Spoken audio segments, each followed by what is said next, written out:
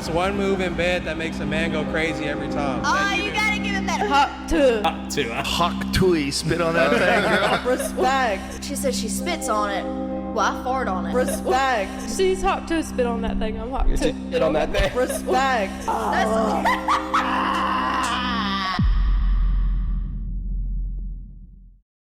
Well, it's official. The Hawk Tuah girl is basically the internet's new Skibbity Toilet. Now, Skibbity Toilet needs no introduction to the point that it could basically be seen in any kind of media. Like, for example, Call of Duty Warzone. Recently, they did a collab with Smile 2, a film that will come out that will probably be pretty mid. But they did a collab with Warzone where you can make some of the characters like possessed, and I saw this on stream and it literally just looked like Skibbity Toilet. Now, you've probably seen the hilarious viral video of the girl that gets asked about, you know, what she would do in a certain situation, and she says she would, and I quote, "Hawk Tuah, spit on that thing." You gotta answer this. You got it.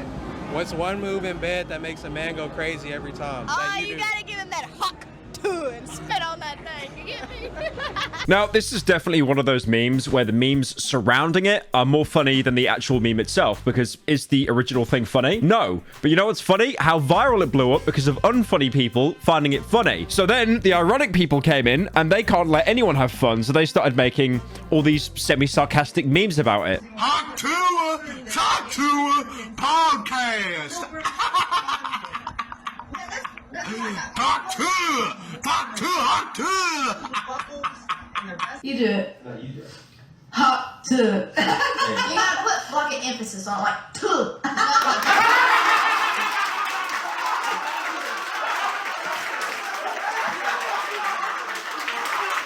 I'm not joking you. Open your phone right now, go on TikTok, and within 10 scrolls guaranteed, there will just be some bizarre Hawk Tuah ironic meme. Trigger warning, dark humor. Hawk 1. What's 9 plus 10? Hawk 2. Junkler. Why so serious? Those who don't know, explanation in comment. Like for part 2. And then the reply is explanation Hawk Tuah. Follow for more funny Hawk Tuah moments. So yeah, if you couldn't tell, this current generation is absolutely drenched in irony to the point that they probably cannot hold a single genuine conversation. And of course, like any unfunny meme, it's been forced into the higher echelons of society, that being politics, where Kamala Harris was implied to be the original Hawk Tuah girl. Now, since the Hawk Tuah incident, two things have happened. Haley Welch, the Hawk Tuah girl, is now an internet sensation with everyone loving her, most of them semi-sarcastically. And second of all, the guy that filmed it, that made her famous, got absolutely zero clout, which has actually now reached the point that you have people, like, again, semi-sarcastically, feeling bad for the guy. You know the scene in The Boys where the Deep is, like, cropped out of a news report and he's sat there drunk in the bar, being like, hey, dude, they cropped out my picture. That's exactly what happened with the cameraman who filmed the Hawk Tuah girl. He got no clout, unlucky. Haley. Oh. Hey, that's my shoulder. What?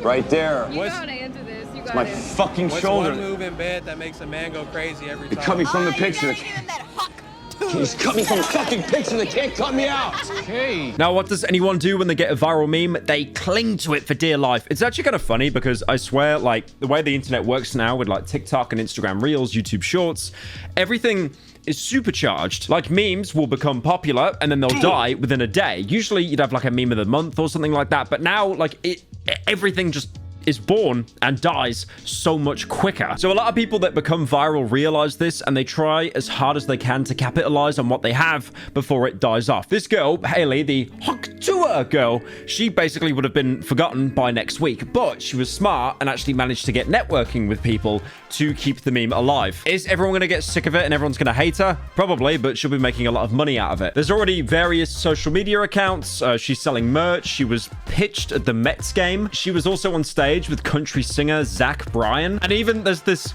conspiracy going around that she was in the Israeli Defense Force and her southern accent is fake. Now, I want to talk more for a minute about the people that posted the original Hawk Tuah clip. That was an interview clip posted by Tim and DTV. And they've actually gone on the record saying that they're unhappy that basically she slurped up all the clout and became famous and no one cares about them. Although, to be fair, they're not that bitter about it. They do say that they, you know, wish her to be successful, to be happy. She was even embraced by Elon Musk when she, you know, came came onto Twitter, like everyone does that wants clout. This was mostly due to her love for free speech, which isn't really surprising for Elon because I feel the guy will platform anyone that he can use as an agenda. So yeah, she's covering every single facet, but she's missed something. There's one thing the Tuah girl has not done. What does every single person do when they realize they're putting in too much effort into their content and they want to make more money by doing less? A podcast. Yeah, she started a podcast because, of course she did, because she realized that the meme is probably going to die off soon and a podcast is actually a long-term investment. And also, podcasts, this is why every single YouTuber has a podcast, by the way, because they make the most insane amount of money imaginable. Imagine being a YouTuber, right?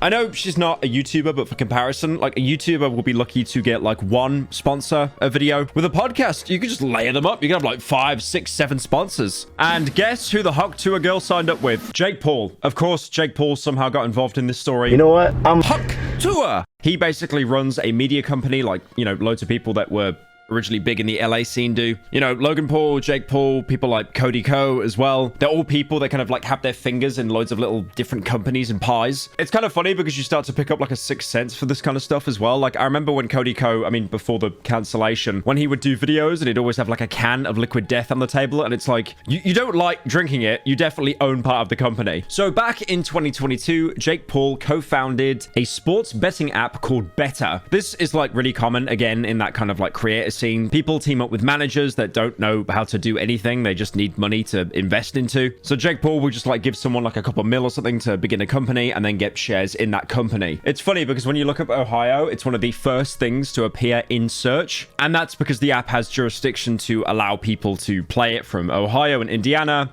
Jake Paul is from Ohio. It all comes back to Ohio. This is the part where I make like an Ohio joke or something, but I'm not a YouTube Shorts user. What if instead of high school, we had Rizzler School? So I don't really understand online betting that much. Thankfully, I'm not someone that uses it because genuinely, I feel if I started, I'd probably get some kind of like crippling gambling addiction or something. I think the only 2 times I bet in my entire life was basically just betting on the Logan Paul and KSI fight and then the rematch. I made some bizarre bet hoping that they both like killed each other. In a video game. No, I just did so...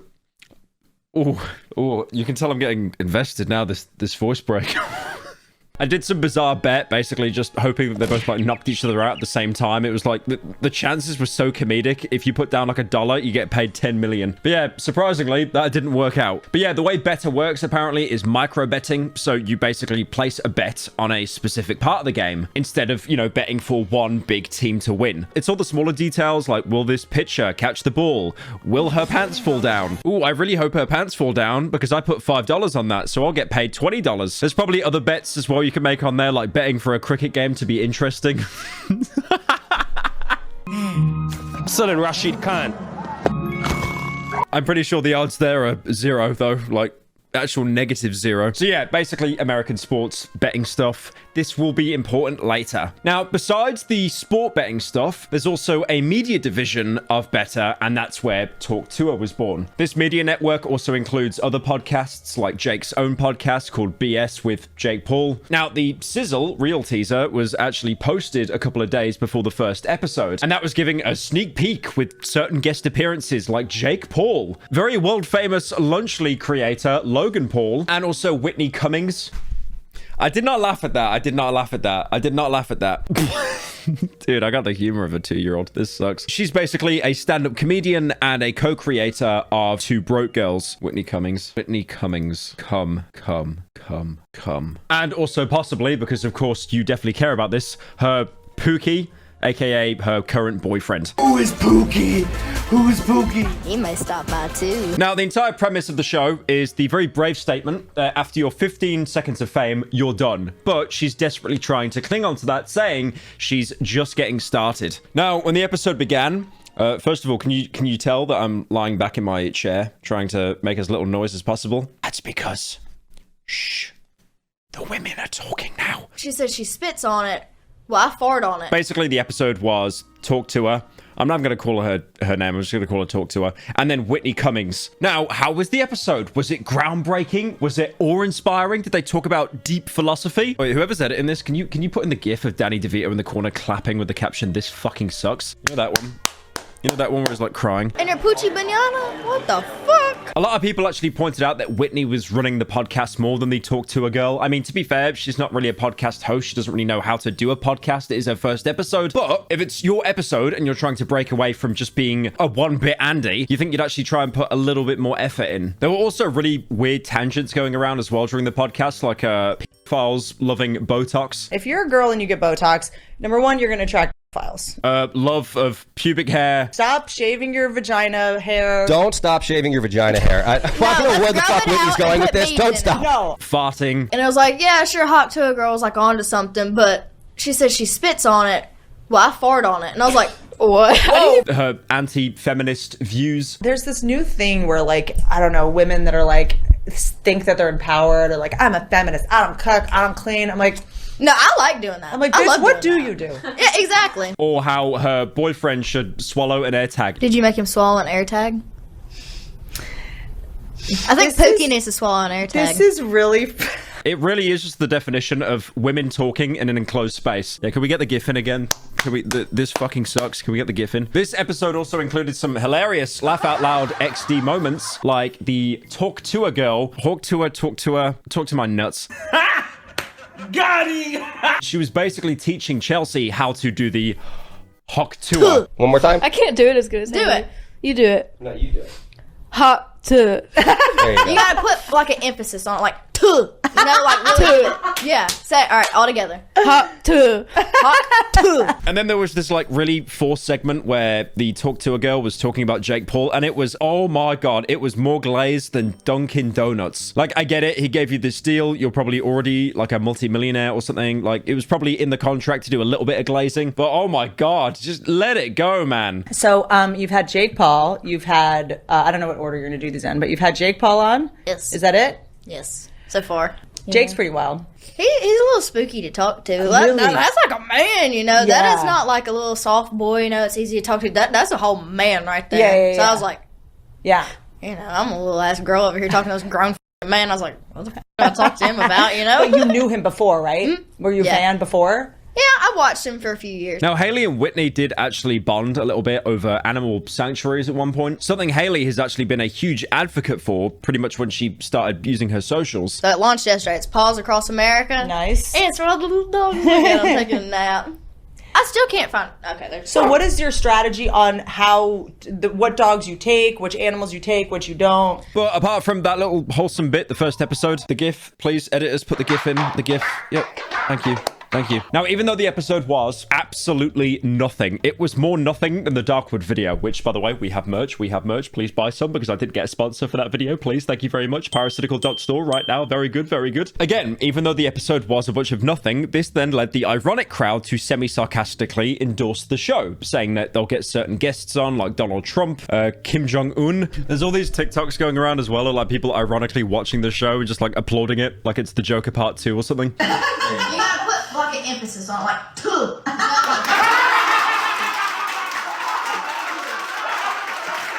Hot